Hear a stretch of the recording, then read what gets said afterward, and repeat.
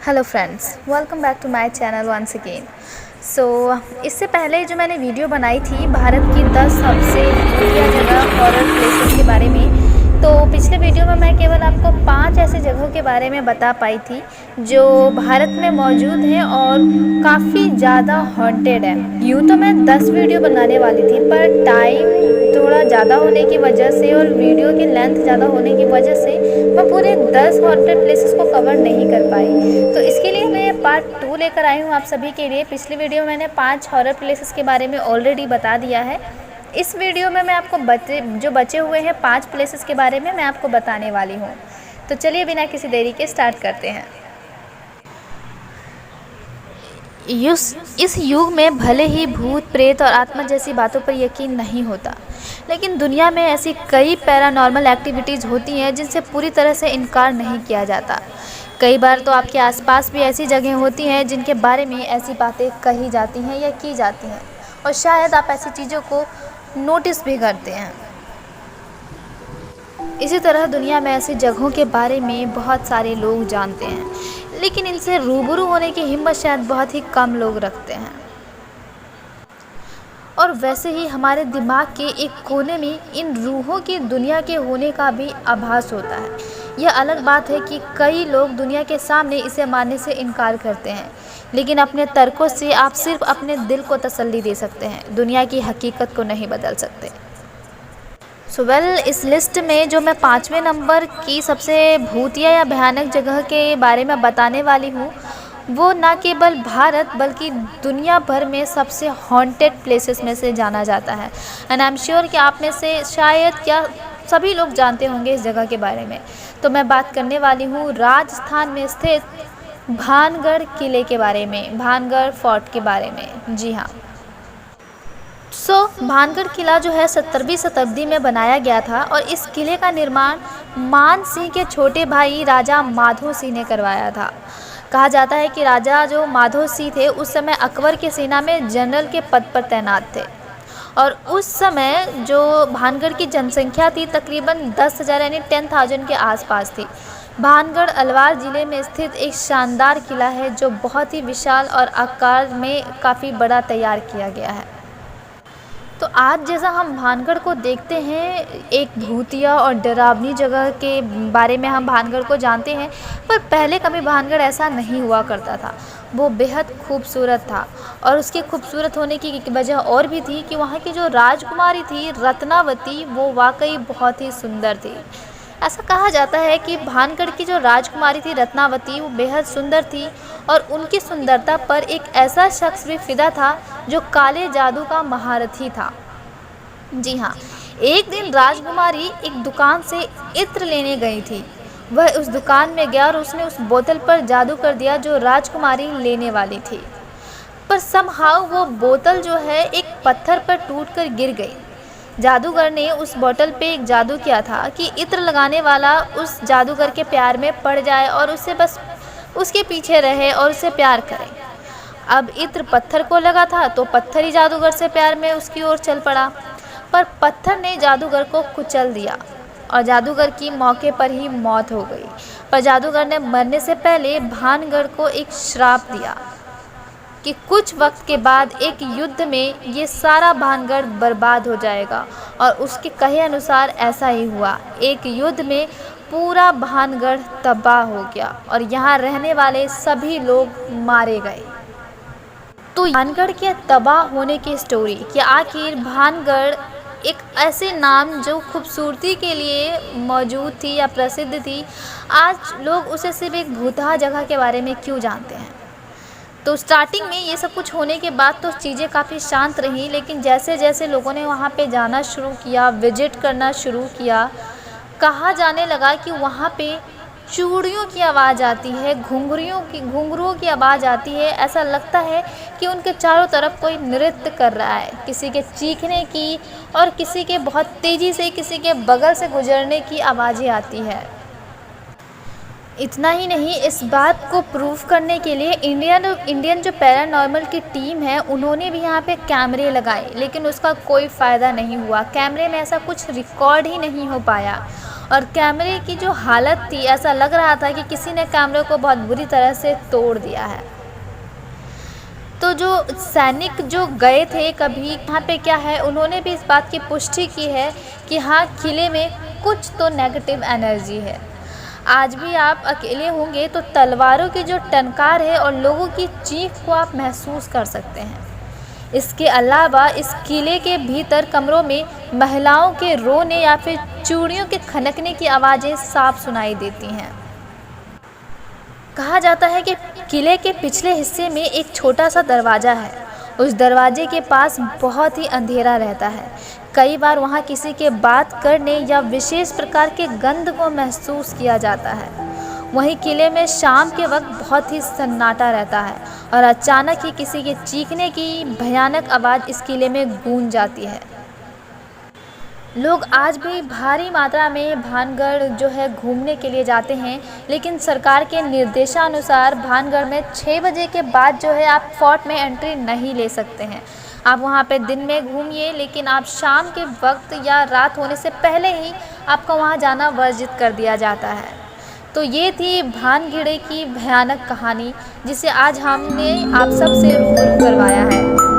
तो आपको भानगढ़ के बारे में ये जानकारी कैसे लगी, कमेंट में ज़रूर बताइएगा। और अगर आपको ऐसा लगता है कि मुझे इसमें कुछ ऐड ऑन करना चाहिए या आपको कोई ब्रीफ स्टोरी चाहिए भानगढ़ के बारे में, तो आप मुझे कमेंट में ज़रूर बताइए, ताकि इसके लिए मैं आपके सबके लिए एक दूसरा वीडियो लेकर आ सकूं और भानगढ़ के बारे में मैं आपको पूरा ब्रीफली बताऊँगी कि क्या है एग्जैक्ट स्टोरी ऑफ भानगढ़। अब इस लिस्ट में छठे नंबर पे मैं बात करने वाली हूँ एक ऐसे ही भयानक जगह के बारे में जो मुंबई में स्थित है, और इस जगह का नाम है मुकेश मिल्स। 158 साल पुरानी मुंबई के मुकेश मिल के बारे में कहा जाता है कि यहाँ आत्माओं का वास है। यहाँ हॉरर फिल्मों की शूटिंग के लिए फेमस जगह है, लेकिन कुछ फिल्मी कलाकार भूतों के डर से इस मिल में शूटिंग करने के लिए नहीं आते हैं। मुकेश मिल का निर्माण जो है वो साल 1852 में हुआ था, यानी 1852 में हुआ था। 11 एकड़ या 10 एकड़ की ज़मीन पर बनी इस मिल में कभी कपड़े का काम हुआ करता था, लेकिन 1970 में मुकेश मिल में शॉर्ट सर्किट की वजह से पहली बार आग लगी थी। लेकिन 2 साल बाद ही इस मिल को दोबारा से स्टार्ट कर दिया गया था, और फिर लगभग 10 साल बाद दोबारा से इस मिल में आग लगी, और वह आग इतनी भयानक रूप से लगी थी कि मुकेश मिल का लगभग हर कोना जलकर राख हो गया था। पूरा मुकेश मिल खंडहर में तब्दील हो गया था और लगभग 600 से ज़्यादा लोगों की यहाँ पर मौत हो गई थी। एंड देन साल 1984 से मुकेश मिल को फिल्मों की शूटिंग के लिए किराए पर दिया जाने लगा। मिल खंडहर बन चुकी थी, इसलिए हॉरर फिल्मों की शूटिंग होने लगी। मुकेश मिल दक्षिण मुंबई के कोलाबा में एनवे सामंत मार्ग पर स्थित है, और चर्च गेट से रेलवे स्टेशन से टैक्सी द्वारा 15 मिनट में आप वहां पहुंच सकते हैं। यह मुंबई के शोरगुल से दूर समुद्र के किनारे पर है। मिल में हर वक्त सन्नाटा पसरा रहता है। मिल का कैंपस अब पूरी तरह से खंडहर नज़र आता है। मुकेश मिल में रात में शूटिंग करने वालों में से एक युवा निर्देशक हैं रेंसिल डिसेल्वा। बताते हैं कि मिल में चिमनी के पास पीपल का एक पेड़ है। कहा जाता है कि वहाँ भूत प्रेत रहते हैं, क्योंकि वहाँ पे ऐसे नेगेटिव एनर्जी महसूस होती है, जैसे कि कोई आपके आसपास है या हर वक्त आपको कोई देख रहा हो। कुछ ऐसे ही एक्सपीरियंसेस जो है वहाँ पे शूटिंग कर रहे लोगों को होते हैं। एक खिलाड़ी एक हसीना फिल्म की शूटिंग के समय फरदीन खान ने कहा कि यूनिट का कोई भी शख्स यदि अकेले चिमनी के पास चला जाएगा तो वो उसे 10,000 रुपये नकद देंगे, लेकिन किसी ने भी वहां जाने की हिम्मत नहीं जुटा। कोई भी वहां जाने की हिम्मत नहीं कर सका, क्योंकि अब वहाँ शूटिंग के दौरान भी ऐसी कई गतिविधियों को महसूस किया जाता है जो वाकई बहुत ही खौफनाक और डरावनी है। तो इसलिए जो है मुकेश मिल के मालिक विकास अग्रवाल अब इस जगह पर रेसिडेंशियल कम कॉमर्शियल कॉम्प्लेक्स बनाने जा रहे हैं। इसके अलावा विकास अग्रवाल मुकेश मिल को तोड़कर एक 5 स्टार होटल बनाने के बारे में भी सोच रहे हैं। नो वन नोज़ कि ये सब कुछ बनने के बाद ये जो एक्टिविटीज़ यहाँ पे होती हैं, नेगेटिव एक्टिविटीज़ जो यहाँ पर होती हैं, वो चीज़ें बंद हो जाएगी या नहीं, ये कोई नहीं जानता।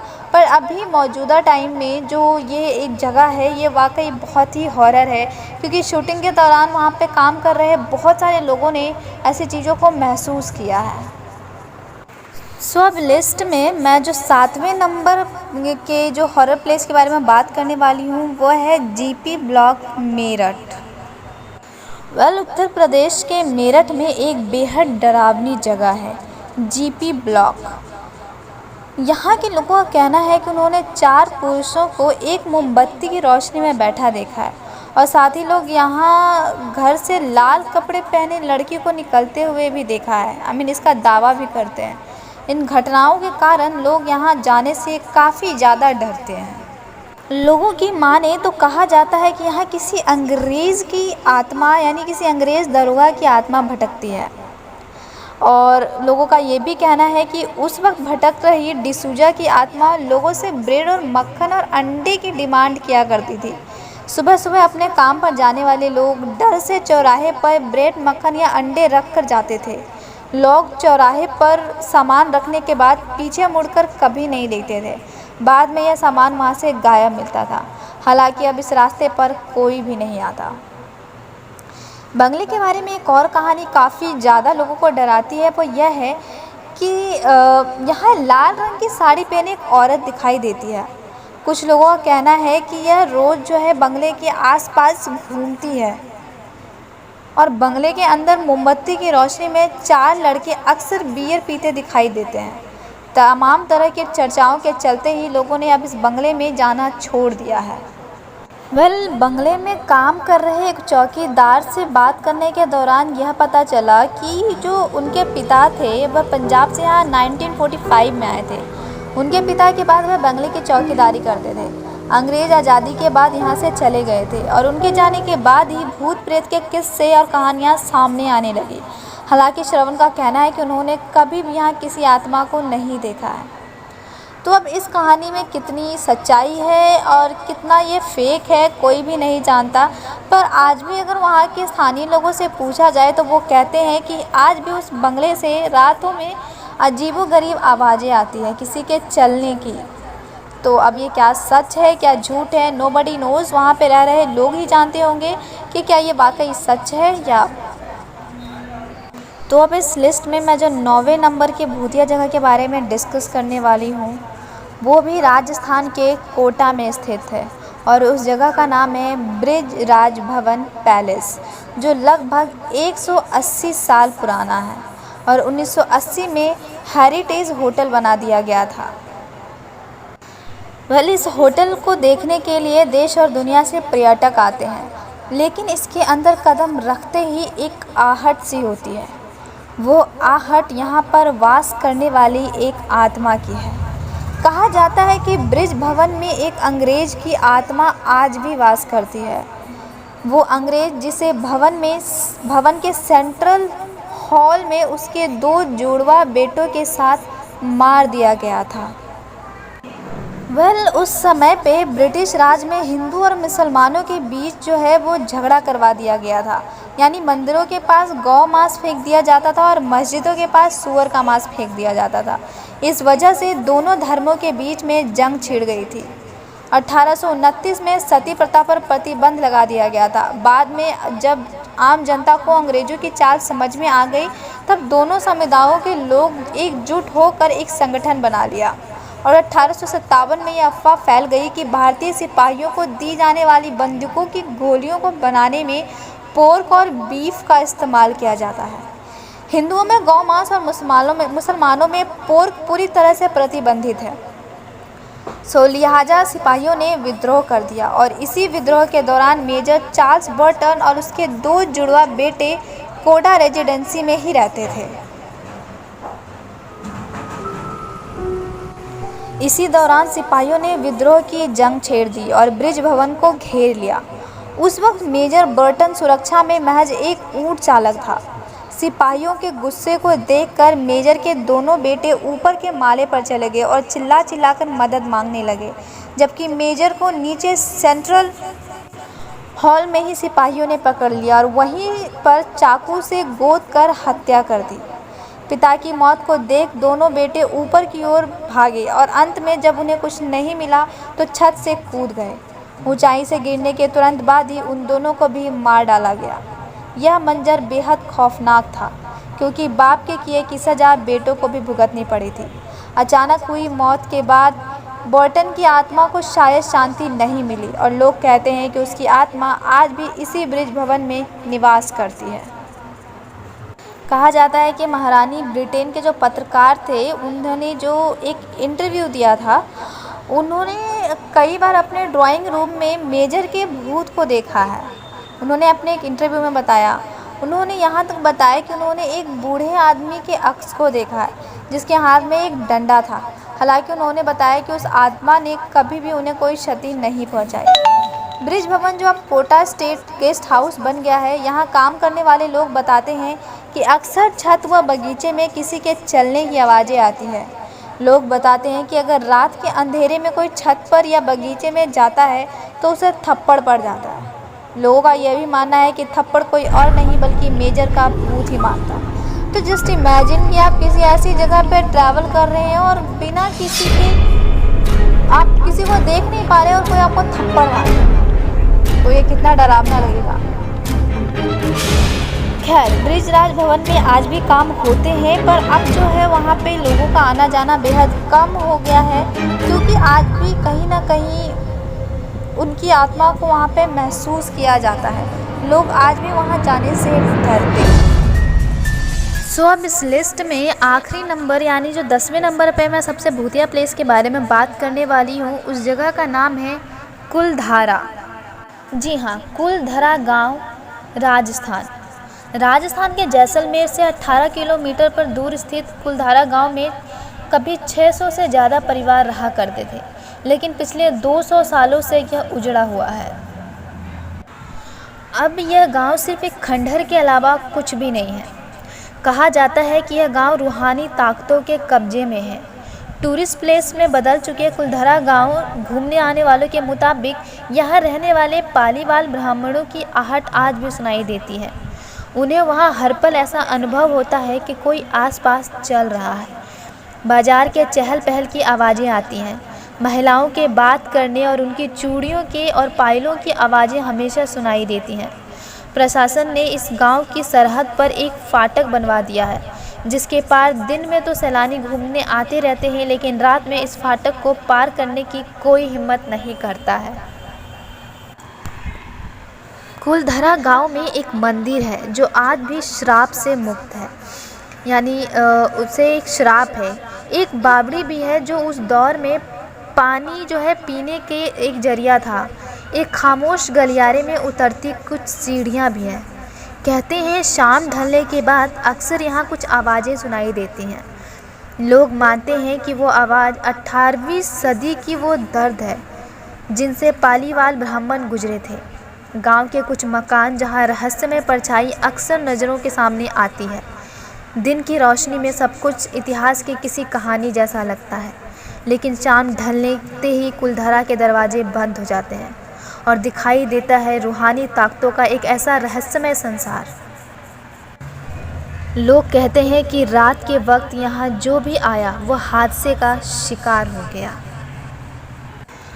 वहाँ इंडियन पैरानॉर्मल की एक टीम भी गई हुई थी। पैरानॉर्मल सोसाइटी के उपाध्यक्ष अंशुल शर्मा ने बताया कि हमारे पास एक डिवाइस है जिसका नाम गोस्ट बॉक्स है। इसके माध्यम से हम ऐसी जगहों पर रहने वाली आत्माओं से सवाल पूछते हैं। कुलधरा में ऐसी ही किया। जहाँ कुछ आवाज़ें आईं तो कहीं असामान्य रूप से आत्माओं के नाम भी बताए। 4 मई 2013 शनिवार की रात को जो टीम कुलधरा गई थी, उनकी गाड़ियों पर बच्चों के हाथ के निशान मिले। टीम के सदस्य जब कुलधरा गांव में घूमकर वापस लौटे तो उनकी गाड़ियों के कांच पर बच्चों के पंजे के निशान भी दिखाई दिए। लेकिन यह भी सच है कि कुलधरा में भूत और आत्माओं की कहानियाँ सिर्फ एक वहम है या सच, यह कोई भी नहीं जानता। तो यह थी हमारे वीडियो की आखिरी हॉन्टेड प्लेस कुलधरा, जिसके बारे में मैंने आपको अभी बताया है। तो हमारे देश में केवल ऐसी 10 जगह ही नहीं बल्कि ऐसी कई सारी जगह हैं जो वाकई श्रापित हैं या काली शक्तियों के कब्जे में हैं, यहाँ या वहाँ कुछ नेगेटिव एनर्जी मौजूद है जिसे हम लोग फील करते हैं, लेकिन हम किसी को बताते नहीं हैं, किसी से भी डिस्क्लोज़ नहीं करते। पर यह सच है कि इंडिया में आज भी ऐसी बहुत सारी जगह है, not even India, out of India भी ऐसी बहुत सारी जगह हैं जहाँ पे नेगेटिव एनर्जी महसूस की जाती है। तो अगर मुझे और भी कोई जानकारी मिलती है तो मैं आप सभी के लिए ऐसे वीडियोस लेकर आती रहूँगी। पर अगर आपको ये मेरा वीडियो पसंद आया है तो मैं रिक्वेस्ट करती हूँ कि आप मेरे वीडियो को लाइक करिए, शेयर करिए, सब्सक्राइब करिए। अगर आपको कुछ भी ऐसा लगता है कि मुझे अपने वीडियो में इम्प्रूव करना है या कुछ और ऐड ऑन करना है या कुछ और आप एक्स्ट्रा देखना चाहते हैं तो आप मुझे कॉमेंट में ज़रूर बताइए। आई विल मेक श्योर कि मैं आपके लिए आपके हिसाब से ही वीडियोज़ लेकर आती रहूँ। सो अभी तक के लिए thank you so much guys, thank you so much for watching.